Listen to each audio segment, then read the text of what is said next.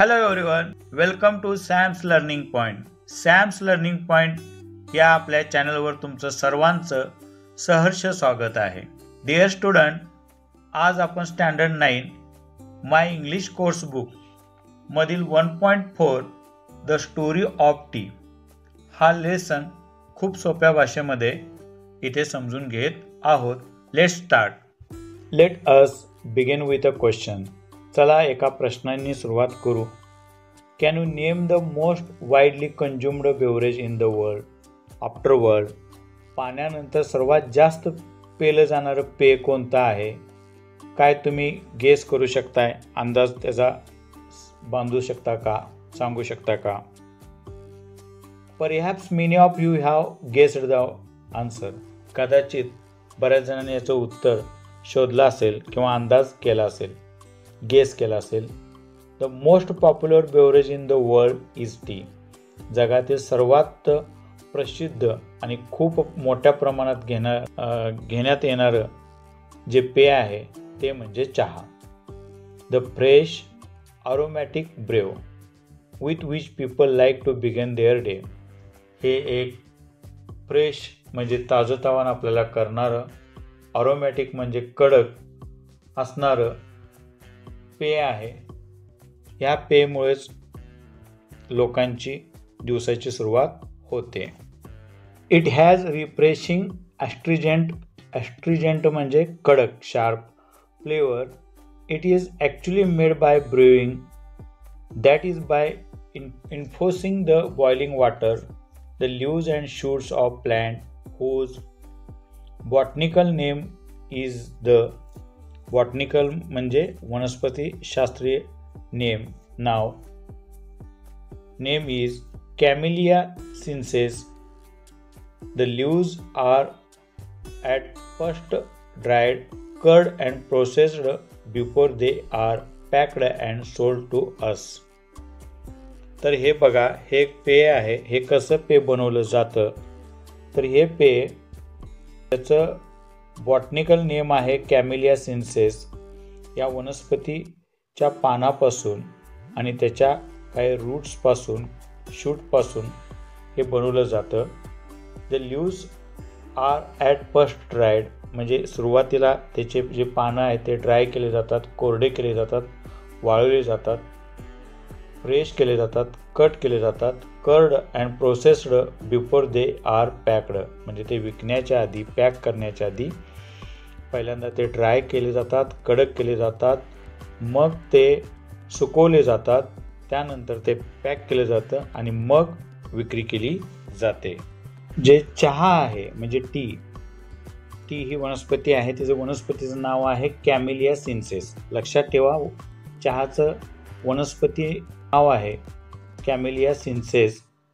Camellia sinensis is an evergreen plant that grows in tropical and subtropical climates.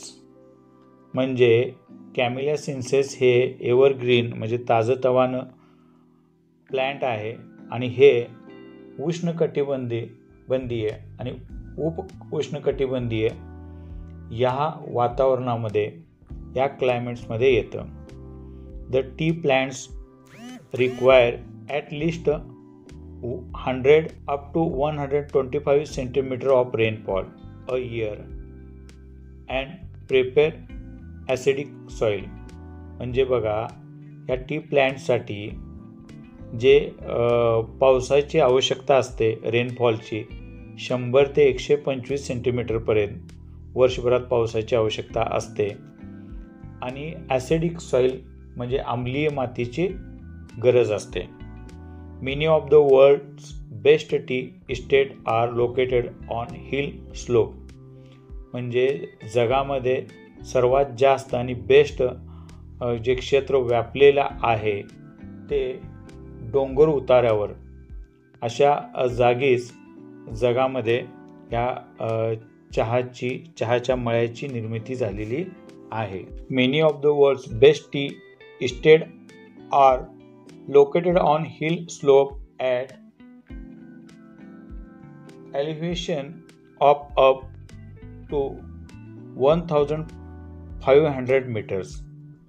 म्हणजे जगामध्ये जे डोंगर उतारा आहे 1500 मीटर्स या उंचीवर असणाऱ्या हिल स्टेशन सभोवती हे लोकेटेड आहे किंवा ते त्या एरियामध्येच शक्यतो करून टी प्लॅन्ट लोकेटेड असतात किंवा बनवले जातात. It is said that the tea plant grows slowly and acquire a richer flavor at this height. म्हणजे त्या असं सांगितलं जातं जे टी प्लॅन्ट आहेत ह्यांची ग्रो म्हणजे ह्यांची आणि जितक्या उंचीवर असतील त्या उंचीवर अधिक चांगल्या पद्धतीची चव ॲक्वायर हे प्लॅन्ट करू शकतात. म्हणून अशा हिल स्टेशनवरच या चहाचे मळे तयार केले जातात. हे बघा, वेन द प्लॅन्ट्स मॅच्युअर, ज्यावेळी त्या वनस्पती मॅच्युअर होतील, only the top 1-2 inches of the plant are picked. म्हणजे त्या प्लॅन्टच्या टॉपवरील 1 किंवा 2 इंचेवरील प्लॅन्टचे लीव्ज पिक केले जातात, खोडले जातात, काढले जातात. These birds म्हणजे कळ्या and leaves are called fleshes. A new flesh appears on the plant every 7 to 10 days during the peak growing season. म्हणजे प्रत्येक 7 किंवा 10 दिवसानंतर त्या ऋतूमध्ये जिथं ग्रोविंग होत असते त्या ऋतूमध्ये ह्या फ्लश केले जातात, ओके, काढले जातात. Left to grow on its own, the tea plant may actually grow into a small tree. म्हणजे ह्या ज्या टी प्लॅन्ट्स आहेत त्या छोट्या छोट्या स्मॉल ट्रीमध्येच ग्रो होतात, वाढतात. But in all tea garden the plants are फर्ड and kept at height of about 3 feet waist high to enable easy plucking of the leaves. परंतु संपूर्ण चहाच्या मळ्यामध्ये द प्लॅन्ट्स आर फर्ड, म्हणजे चहाच्या छाटणी कधी केली जाते ज्यावेळी तिची हाईट व्यक्तीच्या कमरेवेळी होईल, 3 feet होईल, 3 feet येईल, त्यावेळी तिची छाटणी केली जाते. का? टू इनेबल म्हणजे काय, त्या सक्षम होतात सहजासहजी प्लकिंग करण्यासाठी. प्लकिंग म्हणजे छाटणी करण्यासाठी, त्या पाण्याची छाटणी करण्यासाठी सोपं जातं.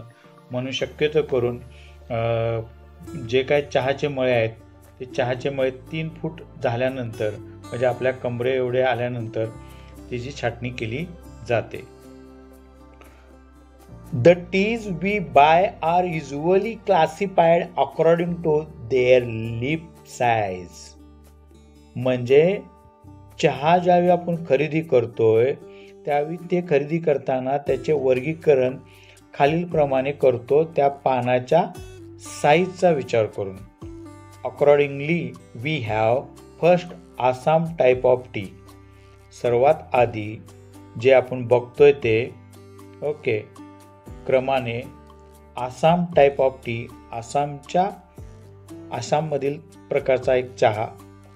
तो चहा कसा असतो, त्याचा कॅरेक्टरसाइज्ड काय आहे, बाय द लार्जेस्ट लीव्ज. ज्याच्या लीव्ज लार्जेस्ट असतात म्हणजे मोठे असतात त्या चहाला आपण आसाम टाईप चहा म्हणतो. चायना टाईप म्हणजे काय, ज्याचे कॅरेक्टरसाइज्ड बाय द स्मॉलेस्ट लीव्ज. ज्याच्या लीव्ज ज्याचे पानं लहान असतात त्याला आपण चायना टाईप टीज म्हणतो. आणि Cambod characterise by leaves of intermediate size. Intermediate म्हणजे मध्य, म्हणजे खूप लहान पण नाही काही मोठं पण नाही, म्हणून इथे एक शब्द लिहून घेऊ शकताय, इंटरमिडिएट म्हणजे मध्यवर्ती किंवा मध्य असं म्हणू शकतो. तर थोडक्यात काय, चहा खरेदी करताना शक्यतो 3 प्रकारे आपण इथे बघतो. एक आसाम टाईप ऑफ टी ज्याच्या पानाची साईज मोठी असेल, चायना टाईप ऑफ सीज त्याच्या पानाची साईज लहान असेल, आणि कंबोड म्हणजे मध्यवर्ती असणारे. We have 3 very distinct and different tea. Growing region in India. भारतामध्ये आपण 3 प्रकारचे वेगवेगळे रिजन केलेले आहे जे चहा आपण बघतोय. Each of these region is famous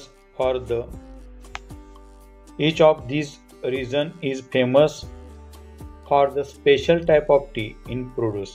म्हणजे हे काय आपले क्षेत्र आहेत, विभाग आहेत, ते एक वेगवेगळ्या पद्धतीचे चहा प्रोड्यूस म्हणजे निर्मिती करतात. which are unique in taste, ज्या प्रत्येकांचे काही युनिक टेस्ट आहे, अरोमा आहे म्हणजे सुगंध आहे, स्ट्रेंथ आहे ताकद आहे आणि त्याची चव आहे. द 3 रिजन आर, ते 3 विभाग अशा पद्धतीने आहेत. Darjeeling in north eastern India, Darjeeling भारताच्या ईशान्येकडील भाग.